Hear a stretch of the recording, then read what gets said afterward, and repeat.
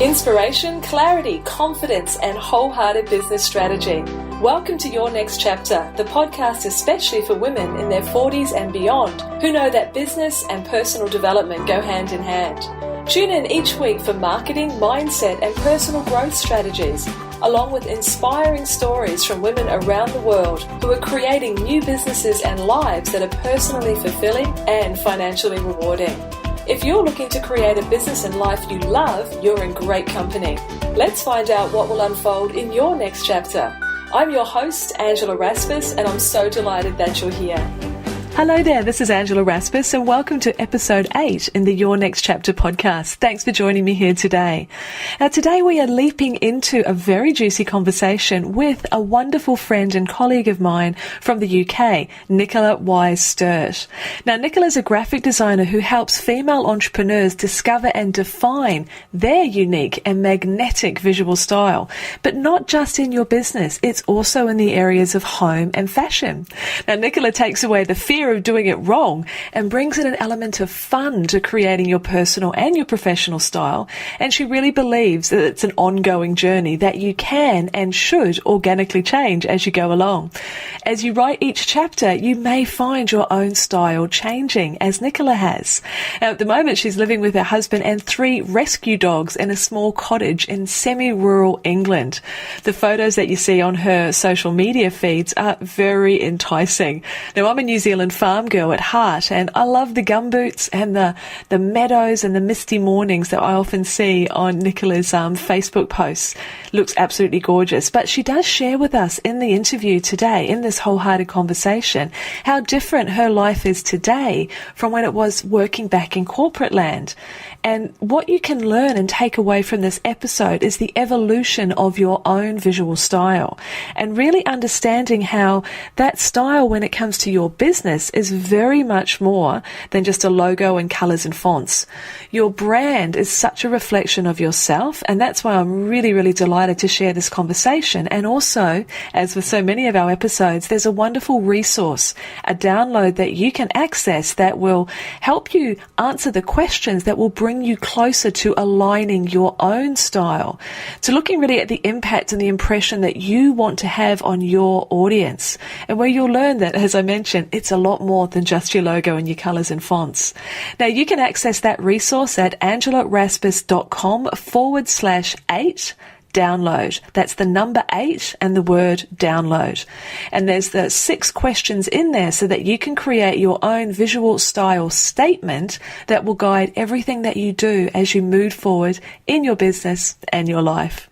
So this is a wonderful conversation that I'm delighted to share with you. So without further ado, let's leap in and find out all about visual style with Nicola. Well, hi, Nicola, and thank you so much for spending your time with us today. I know it's busy over in your side of the world, but I cannot wait to be diving into this topic all about visual style. So I appreciate your time. I'm really excited to be here, and you know how much I love talking to you about all things visual style anyway. Absolutely. I've got this absolute feeling that this episode might just go for a little longer than some of the others, but we'll see how we go. So I love to get started when we're having these chats about really diving in and finding out about what the next chapter business looks like to you. I mean, we've talked about this in the past, that to me a next chapter is all about really leveraging the skills that you've built up over time and sharing your unique story and experiences, and really listening to your heart and saying, I don't want to do that anymore. I'm really called to come over here and do this instead. So are you finding that the whole visual style design is like an evolution, a next chapter for you? Angela, I am probably on about my 3rd or 4th book, let alone chapter. I started my own design business 8 years ago. When I left, I was head of creativity at a PR agency in London, and literally woke up one morning and thought, this isn't for me anymore. I'm out of here, gave my notice that day and went. And I can remember sitting in my little cottage in the country, which is where I wanted to be, with dogs, thinking, interesting move, better figure out what it is you're going to do. I wouldn't recommend doing it that way, but that was the way that it worked for me. But the first 8 years, I have to admit that I literally spent just being busy. I had clients coming in through word of mouth and through referrals. And because I was so busy being busy, I kept that employee mind attitude. And I never really fully grasped the fact that I was running my own business. And to be honest, it wasn't until I had a cancer diagnosis about 3 years ago that I really took stock and thought, actually, what I'm running here is a very expensive, time-consuming hobby. If I want to carry on doing this, then I'm going to have to step up and take hold of this and make it my own. And that was really the beginning, I think, of my proper next chapter evolution. It's the journey that you're talking about, and it seems that there's many paths by which we actually start to access our next chapters or our next books, because a lot of us have got a very, very twisty, windy path that we've gone down. But quite often our next chapters sort of creep up on us, and there's this growing awakening when we realise we're not doing what we really want to do and something else is calling us. But then equally so, there can be a sudden wake up. It doesn't have to be gradual. Everyone I talk to has a slightly different story, but the central part is always this desire for fulfillment, this desire to be true to what it is that's calling you. So, it may have taken a little bit of a windy path for you, but you're certainly now, from my own experience of working with you with my brand, you've certainly hit such a sweet spot in helping us really understand our visual style. And I know there's a fabulous blog post on your website that asks the question, are you prepared to wait until you're 86 to show the world who you really are? To be true to yourself in every area of your life and finally give up comparisonitis and not good enough-itis forever and become a true reflection of who you are.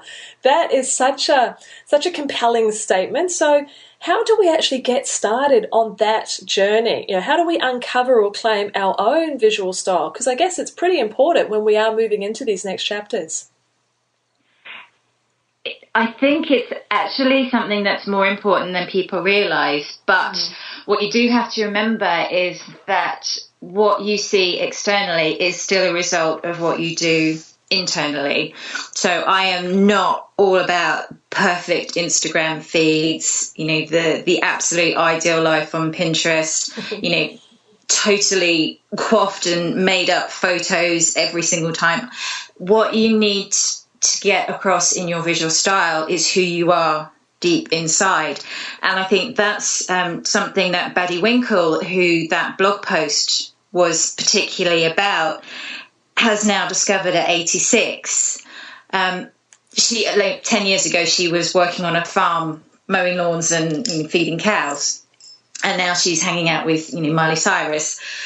But her visual style, I think she's come into her own because she's just got to that age of wearing purple hats, saying, I actually don't care what other people think. And I think that's such an important part in your next chapter business, is getting to that point of confidence and having so much life experience behind you that you no longer care what other people think, and you're doing this for you. So this is absolutely the time to make sure that the world sees on the outside who you truly are on the inside, warts and all. If that means having bright pink hair and tattoos when you've worked in a corporation all your life, then bring out the bright pink hair and tattoos, because you will be more magnetic and memorable to the people that you are trying to connect with than if you sat in your suit telling them things that they want to hear, but there's a disconnect because visually it doesn't make any sense, because 90% of the messages that our brains receive is visual. That's a really, really important point. And I've heard that before about, we make, I hesitate to use the word judgment, but it will do for now. We make judgments, we make a call on, we see something, we like it, it appeals to us, or it doesn't. There is a connection or a disconnect straight away. And that is a really good point, because we can't appeal to all people, and neither should we try. That's probably one of the worst things you can try and do with your business, is to be all things to all people, because you end up being very vanilla and you don't have that resonance with your people. So what you're talking about there that I'm hearing is a word that is used a lot, and some people think it's overused, but there's such truth to it. We need to be completely authentic when it comes to creating these businesses. I mean, I don't want to, put on my entrepreneur's hat. Okay, now I'll put that away and I'll put on my mum's hat, my mother now. And, I'll put that one away and now I'll put on my how I am with friends hat. I want that congruence and just that relax, this is me showing up in all parts of my life. And that to me is that concept of congruence, which is so important. So your statement of how you show up on the outside is a real reflection of the inside. So it's really about trust, isn't it? Just trusting ourselves to be who we want to be. Yes, definitely. And what you just said then rings so true. A very quick story when I worked in PR, because I am such an introvert.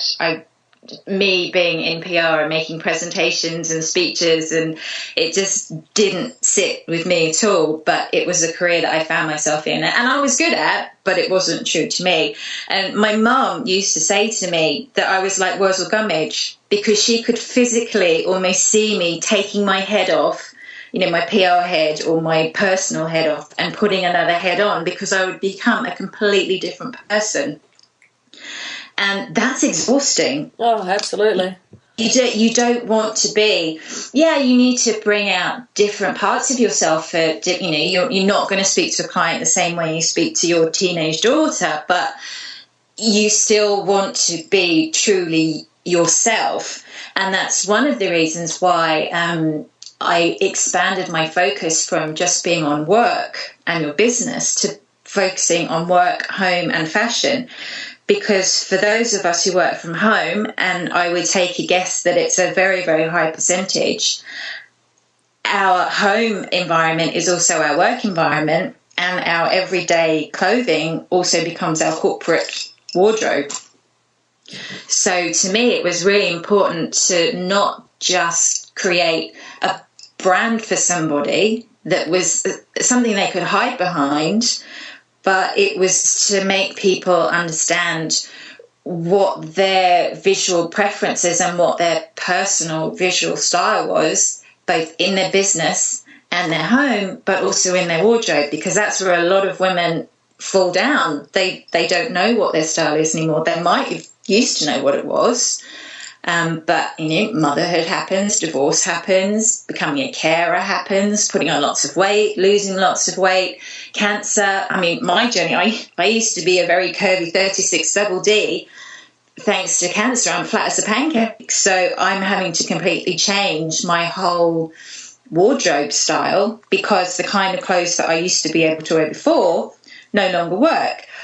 But I'm very happy with that, because this is now who I am. And that's why I always say it's not like with a brand, you can go to a designer and come away with a brand that's kind of concrete and succinct, and it's there and it's a done deal. But with your visual style, it's evolving all the time. So, because you're not the same person that you were a year ago, 6 months ago, 3 months ago. So you need to have something that is fluid enough to stay you, still stay recognizable, but still be true to you, and you're not trying to live up to a brand. That is the worst thing that I see people trying to do, is live up to this perfect brand that's being created for them by someone they've never met. I remember this is so important. This whole idea of your style and therefore your brand and your business evolving over time. I mean, if I go back and look at when I first started in business, which was way back in 2003, and I distinctly remember that my brand, inverted commas, was a logo. That's as far as it went. And it was a bright red arrow, because my marketing agency that I started back then was called Ideas into Action. So it was a really strong, pointy arrow going in a certain direction. And I look at it, it was right for what I was doing then, but it is so utterly, utterly wrong for what I'm doing now, which is why the whole rebrand happened, which is where we first connected. And Yeah. that evolution, recognizing that, I'm changed, which is exactly why the Next Chapter Business had to happen, because I had changed because of the journey that I'd been on and the challenges that I'd come through. And I look at my brand now and I feel like it fits me like a glove. Where if I tried to put on that old brand, it would be like wearing, shoes that are 2 sizes too small, or, a suit that was just totally the wrong cut for me. But so that evolution happens. But to draw ourselves out, you remember when we started working together that I was very unsure, that I even said, I don't have any style. I equated brand style, visual style with people who were cool, and I wasn't cool. So I was really nervous or unsure about how to uncover what my preferences and what my visual style was. And it was a great process that we went through. Can you, for the people who were listening, who were thinking like, well, yeah, I don't really know what my style is, how do we start to uncover it? How do we get to that place where we start to realize who we are and how we can reflect that visually? I think we need to take baby steps on this and not jump straight into thinking, I have no idea what my visual style is. I don't even know where to start. And because of that kind of fear and taking that first step, I actually created a very visual, of course, quiz that it sounds the opposite of what I'm trying to do, because I've actually created 5 very separate kind of visual style identities that by choosing the image in each question that resonates with you the most, you then come out with a result of one of these identities. And on the face of it, that looks like it's the complete opposite of finding your unique individual style, because you then just end up looking like everybody else within that identity. But what I found was that for particularly women in their next chapter who've been through life changes and, maybe used to know who they were and now don't, that having that identity and being able to give themselves that label gives them and me, because I've been through the process as well, a starting point. And it gives you an idea of, okay, I'm not 100% sure what my style is yet, but I really like this one. So I'm going to try little bits of this on for size. And if I'm not sure about something, then I'm going to refer back to this and see where I can start. So whilst it seems kind of counterintuitive giving someone a label, and what we're trying to do is find their own unique style, it also gives you that confidence of a starting point. And I would also say that Pinterest is absolutely your best friend at this point. That and what you're saying there about, and I remember taking the quiz, that this allows us to put that peg in the ground so that we can be anchored, and then we can start to sort of explore with that a little bit of a sense of security. I remember looking through. Yeah. I'm a blonde bombshell. Well, I'm a bombshell, as we said in the quiz, and looking through the styles and the visual guides that you had associated with that, and feeling an affinity, and that gave me that place to start exploring from. So I encourage everyone to go and give this the quiz a whirl and see what it uncovers, because it showed for me that gap between where my brand was and where I wanted to take it to visually.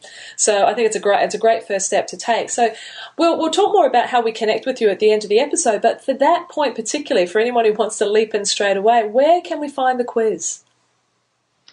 My site is visualstyleemporium.com, and it's basically the starting point, because I've actually redeveloped my whole business around these visual style identities, because to me there's such a great starting point, and I was getting so much positive feedback from people who, even if they just take the free quiz, even if they don't do anything else, it just gives them that confidence to start believing that they do have a style, that they are capable of choosing one for themselves. Because a lot of people, a lot of women, I should say, men don't have this problem at all, but a lot of women still feel like they need permission to look a certain way or do a certain thing or be a certain person.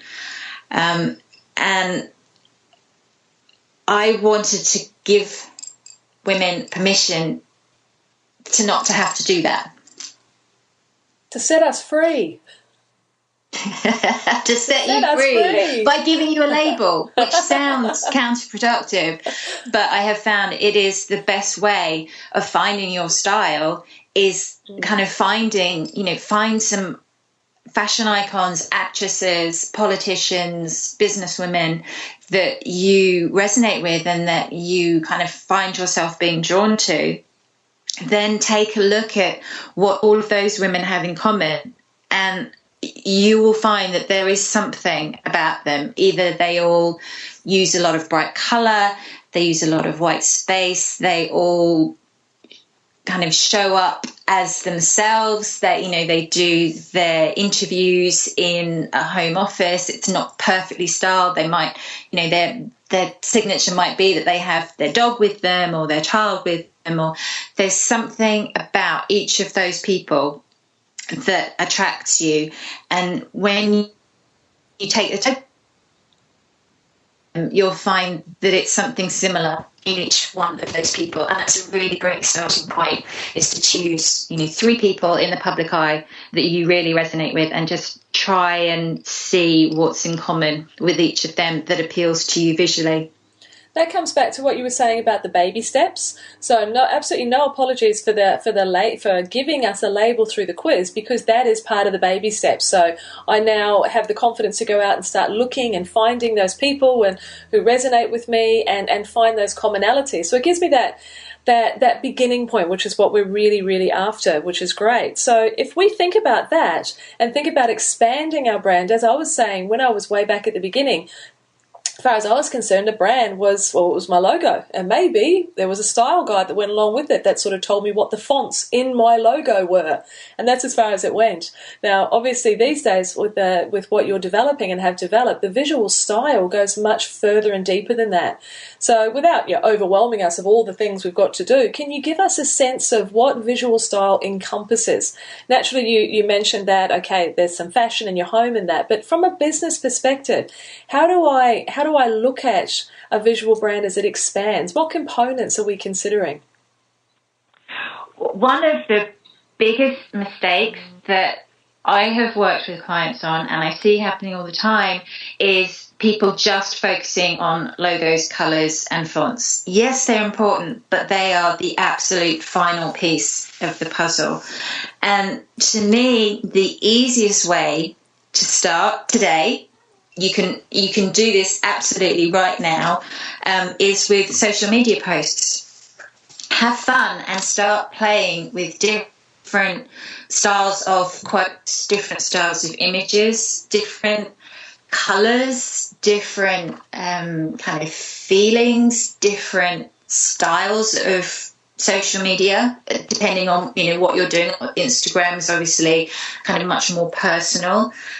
What you're sharing, what you're pinning on Pinterest, just have some fun with it and experiment, because the other thing about visual style is, because it's what we're showing the world, it's not an insular experience. So what we're trying to do is give the best of ourselves, but the best of ourselves that other people can relate to. And until you've actually shared any of that, you're not going to know what it is that brings in your biggest recognition or your biggest awareness. So by using social media posts and also images in your blog post, you can start to see, and tracking them, obviously, you can start to see what kind of visual style attracts people to you. Because what we're wanting to do is create this magnetic force with the visual elements that we use to bring the people that need to hear what we have to say to us. And without, sitting and thinking, right, I have to spend, $10,000 on a new brand before I can start speaking to people. Absolutely not. So many websites that I have worked on and brands that I've worked on over the last 3 or 4 years are just sitting wasted because people jumped in too soon and they didn't really know what their style was, what their business was, who their audience was. And we created this, beautiful brand, beautiful website, and it just isn't who they are anymore because they hadn't done that inner work first. So it was, completely waste of time on their part, also on my part. So it's really important, again, with baby steps. That's such a big thing with visual style, is it's not a big, oh my God, I've got to rebrand, I've got to change everything. You don't. You can start today. Go through, there's so many apps that you can use for social media. WordSwag, Adobe have just brought out a new one called Adobe Post, where Canva, you just go through, pick out images that say something to you, put a quote on them, put just a Merry Christmas or a Happy Friday, get them out there and see which ones bring in the most response from the people that you're wanting to speak to, see which ones get the most reaction, and then start to, build up a library of those. And again, you'll see a commonality between all of those. So I would say the crucial things to very first start with, like at the beginning of this next chapter business, is your social media posts and the images that you use in your blog posts. And they don't need to be expensive images that, royalty-free images that you have to pay for. You can use your own images. So, if you're a budding photographer, you can take your own images to go with your blog posts. There's plenty of free image libraries. Pixabay.com is one that springs to mind. Just go through and pick out different kinds of images and find what works for you. Because the thing with images is that once you actually have your visual style and you know what works, you can easily go back and change them. That's a really good point, and I think hearing what you're saying about we track as in which posts that we're putting up there, people are commenting on more or liking, etc. And you can, if you're using Facebook, for example, you can just look at Facebook Insights and it will tell you which of your quotes or which of your posts are getting more of that interaction. But if we go back a step from there, because I know this is something that I experienced, is when you're looking for the images to use, you literally listen to what it is that appeals to you. It's not a case of looking for the right image. It's a case of looking for the images that appeal to you, that connect with you, that you see, and you get that little bit of a jolt. I was buying some photos today. I used deposit photos, and I was looking for some summary images for something that I'm doing for some audio blogs during the Christmas period. And I'm looking through all these photos, and I can immediately just be drawn to some visually. And there is no, well, that's the right or the wrong image. It's that what feels good to me. Yeah. And then from there, we can see how the world reacts to it. But you've got to start from that. How does it connect with you? That's coming back to that authenticity that we were talking about at the beginning. You've hit the nail. I couldn't have said that better myself. I'm a good student. Yeah, no, you are absolutely bang on, because at the end of the day as well, what we're trying to build here, all of us, is a business that is a true reflection of us. And if what we're doing is we need to be aware of what the people who need us most are looking for. But if you genuinely give what you have, they will come to you automatically. They will find you in the whole busyness of the internet and the world and global business and global marketing. If you have what someone is looking for, if you consistently put it out there in a very visual way, they will find you. And the other thing, when we were saying before about 90% of decisions are made based on visual elements, the part of your brain, I'm going to get very scientific now, the part of your brain that makes a visual connection is also the same part of your brain that is responsible for creating memories. Wow, so it's the connection, the emotional connection of memories and what you see is in the very same part of the brain. And this is why my whole kind of thing about visual style is creating a magnetic and memorable style, because you want to draw in the people that need you, but you also want them to be able to remember you. And that is the ultimate aim in all of this. That is, and that is so true. And I'm just reflecting on, the change when I did rebrand. But to make the point to everyone who's listening is that when I actually stopped doing my marketing agency, that was at the end of 2012, and then I started my own personal brand with my name, etc., which is how people have found me here today. But it was only, what are we in now, December? It was only in May, June of this year. I think it was June when I actually rebranded working with you. It was actually over 2 years where I had, not a bad brand, but it was fine. It did the trick. But I didn't race in on day one, as you were saying, and invest heavily in getting my brand perfect before I went out there into the world. I went out there into the world and experienced the people that I was working with and attracting, and who was I resonating with, and I got clearer on my message and how I wanted to show up in the world. And so it was sort of like almost like a meeting in the middle, and then I was ready to step into this new brand. But what I'm really reflecting on now is that that old me that believed that the logo is the brand. We designed a gorgeous logo for me, don't get me wrong, but that's such a tiny part of my online and my visual style now. It's got a lot more to do with the images that I do choose to express in Facebook ads, in my blog posts, in my podcast, like lots of different ways. And I never really got that literally until right now in this conversation. I recognize its importance, but now it's really coming home strongly. And that's just for me, that's fabulous news, but also for everyone who's listening. Wrap yourself around with images first. That's really that outside layer that is so much thicker and deeper and richer. In the middle, perhaps, right in the center, is your logo where it starts from, but it's so much more than that. It's like a coat of many colors.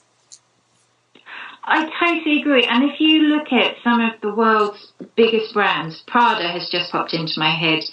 Their logo is literally just a typeface. Yes, it's, it probably cost them hundreds of thousands of dollars because it's a bespoke typeface. But if you look at some of the world's biggest brands, they just have a straight typographical type mark logo.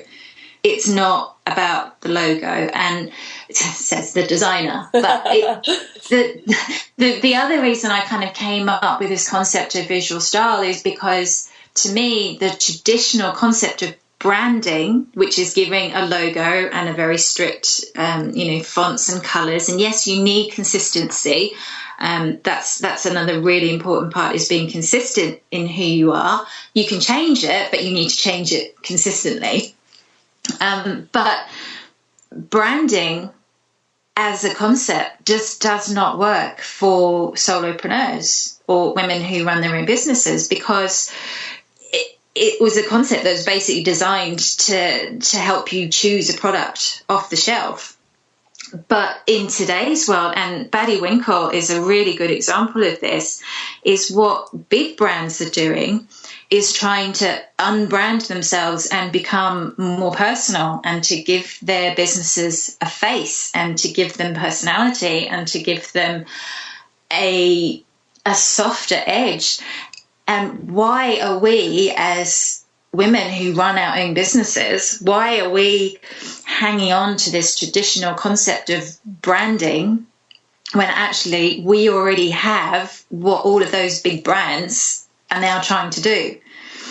So I actually think traditional branding just doesn't work for solopreneurs and women who run small businesses, because in the age of the internet and personalization and what it is that we're trying to do, it's just an outdated concept that we're trying to shoehorn into personal branding.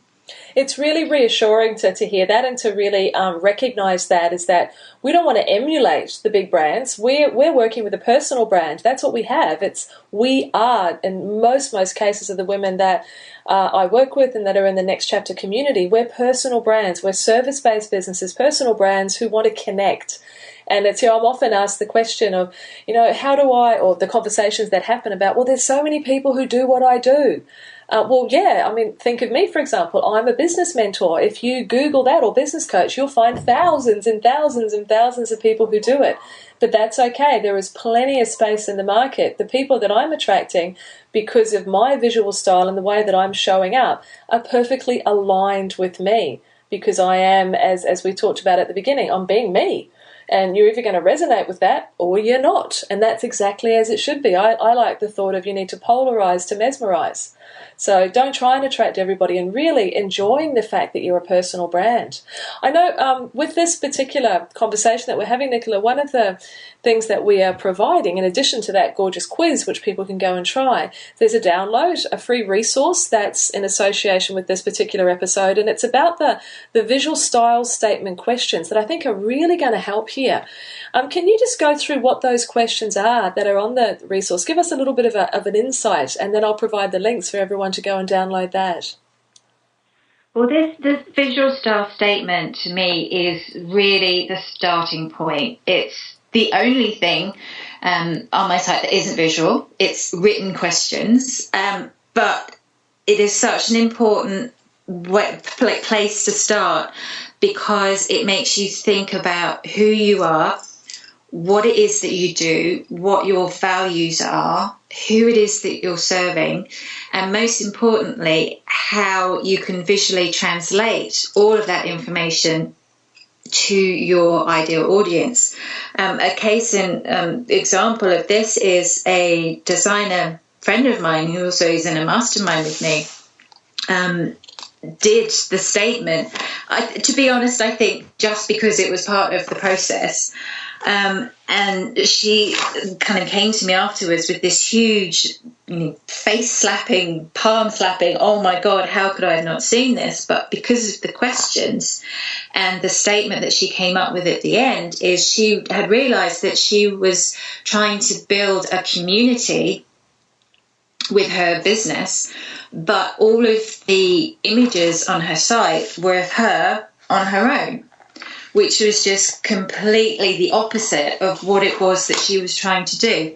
And it wasn't until she'd gone through those questions and kind of really said, I mean, you get a paragraph at the end. So this is kind of the starting point of everything that you should put it's like your image filter. So when you're choosing an image for anything, does it fit my style statement? Does it work with this? Does it reflect what my visual style statement says about me? That's brilliant. A big turning point. So she then started using images of lots of women together having fun in communities, and the message just instantly changed. So it's what we're talking about here is that visual embodiment of the core message of your business, of what is at the heart of your business, and how we communicate that consistently. As you said, that consistency is so important. And I know that's certainly something that I've been focusing on with the imagery that I'm choosing for my business as well, which comes from that core, comes from that heart. I don't think we can ever get too much clarity, and that in itself is an evolving exercise as well. So that's a brilliant resource to provide, and I'll make sure that we provide that download so everyone can go and create their own visual style statement, because it'll help you move forward visually with your business as well. Oh my goodness, Nicola, this has been really, really thought-provoking. The thing that I love most about our conversation today is that it's breaking us out of perhaps that paradigm that some of our listeners, and just like I was, can be stuck in, that my brand is my logo and it's my fonts. It's so much more than that, and it's that real reflection of you, and also that reassurance that it evolves. I know there's a brilliant resource online called the Wayback Machine, where you can go in and you can see people's websites from years ago. It's Obsessed. so much fun. It's so much fun, but it's really reassuring, because sometimes we put a lot of pressure on ourselves. Even though as we're moving into our next chapters, we can be a bit more forgiving and we can lean more into this trusting our decisions and our choices, we can still get a little bit of that comparisonitis that happens. And so that Wayback Machine is really cool to go and have a look at. I'll put that link into the show notes as well. But you've really given us permission to I believe, to expand more and to open more to who am I and how do I want to show up visually. It doesn't have to be complicated. It doesn't have to, you don't have a rule book to follow. Just trust yourself. If you like it, if it appeals to you, if it connects with your heart, go for it. And choosing those images in social media is a great place to start. Yeah. Is there any words of wisdom that we can finish with after that we've been engulfed by all these beautiful thoughts? You've really got it with the baby steps. I think don't don't feel like finding your visual style is another thing you have to add onto your to-do list and another thing to add to your overwhelm. This bit is the really fun bit of business. Yeah. This is where you can spend 3 hours a day on Pinterest and it to be a legitimate business reason. This is where, it's an emotional journey. If you go through it. I have an online course called Visual Style Creator, which kind of takes you through the whole journey as a DIY process that I take my clients through on a one-to-one basis. But that's kind of like the step further down the line. There's so much that you can do before then, but it is baby steps. It is have fun with it. It is take your time, experiment, see what works, see who you are, and also be open to it changing. Things happen, and it's not even necessarily something big, like an illness or changing from a corporate job to working from home, although, you think those things were the real catalyst, but just little things, even trends, even I've become obsessed with having silver hair because at the moment it's trendy for grey and silver hair. My hair is naturally grey. And that's kind of my new thing. But it doesn't mean that it's going to be that forever. But with your visual style, you can embrace trends and then move on to the next one without it affecting your core and your being as who you are. So I would just say, have fun with it. Trust your own inner instincts and have the confidence to make your own decisions. Don't get paralyzed by this fear of having to do it right. You have to do it as you, and that's the only thing that you need to remember. Completely. There is no right way. There's just the right way for you. Amen to Definitely. that. And the right way for you for now, because what might work for you now in 6 months' time might be totally different, because we have epiphanies in our business all the time, and you're fine-tuning what you do and who you do it for. Every single experience that you have with a client refines that and clarifies it and changes it slightly. So with a brand, you can kind of hide behind it and it becomes this static thing, if you like.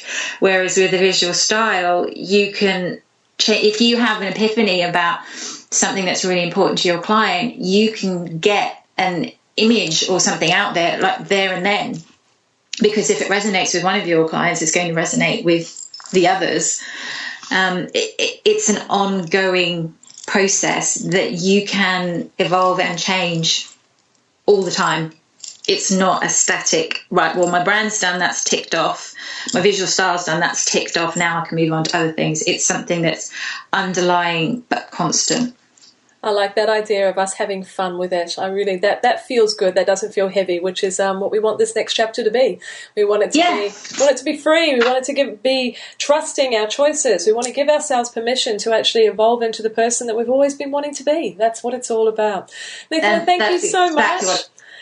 This has been fantastic. So can you remind us, for everyone who'd like to come and connect with you, your website again, and is there any other social media platforms that you're particularly active on that we could connect to you with? Well, my site is visualstyleemporium.com, and as you can tell by the name, it's an online marketplace where I am creating products, both online, physical, downloads, free, paid for, basically curated and created for each of the identities. So it's a great place to start if you're not sure. It's like a marketplace for all things visual style. Pinterest and Instagram are my favourite social media, and you can find me on both of those using Mrs. Wise-Sturt. And I'm also just discovered Tumblr, which is awesome. Well, I think I've seen that one. I've not dived into it yet, but I can certainly find you on the other channels as well. So, and I'll make sure these are down in the show notes below.